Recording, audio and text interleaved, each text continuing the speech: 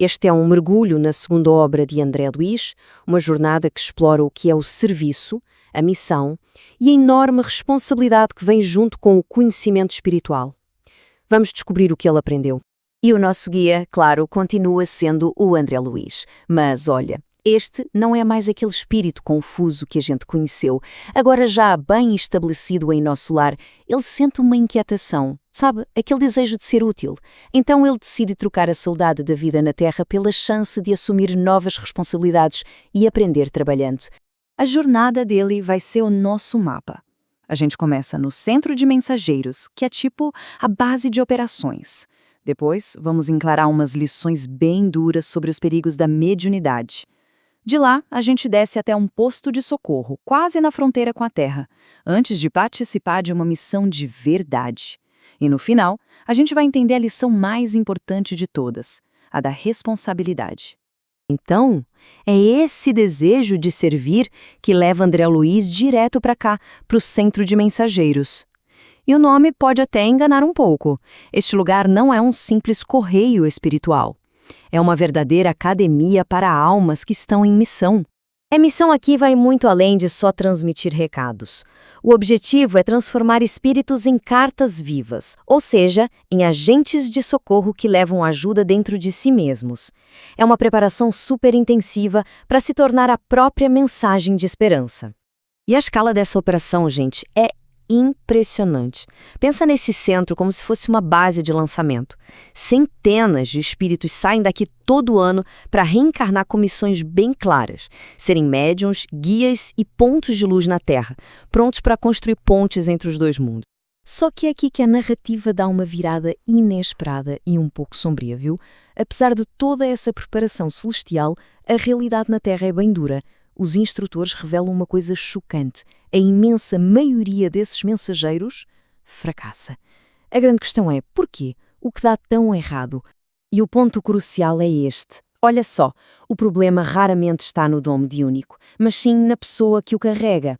A ambição, a busca pelo conforto, a vaidade, as fraquezas humanas mais comuns são justamente as armadilhas que desviam da missão. Aquele compromisso assumido no plano espiritual acaba sendo esquecido no meio do turbilhão da vida material. O caso do Otávio é um dos mais impactantes. Ele confessa que transformou o próprio dom numa ferramenta para ganhar dinheiro, se envolvendo em negócios ilícitos. Ele se esqueceu de uma lei universal. Agindo assim, ele atraiu para o lado dele espíritos com a mesma vibração que o inspiraram até a ruína completa. É uma lição brutal sobre sintonia espiritual.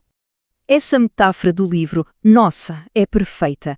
Uma ferramenta, por melhor que seja, não serve para nada sem alguém que a use para trabalhar. Do mesmo jeito, um dom espiritual que não é usado para o bem comum não só se torna inútil, como se deteriora, enferruja. O potencial é simplesmente perdido por falta de uma ação nobre. Bom, a teoria acaba aqui. Agora, a jornada se torna prática. André Luiz, seu colega Vicente e o instrutor Aniceto partem em missão para a Terra.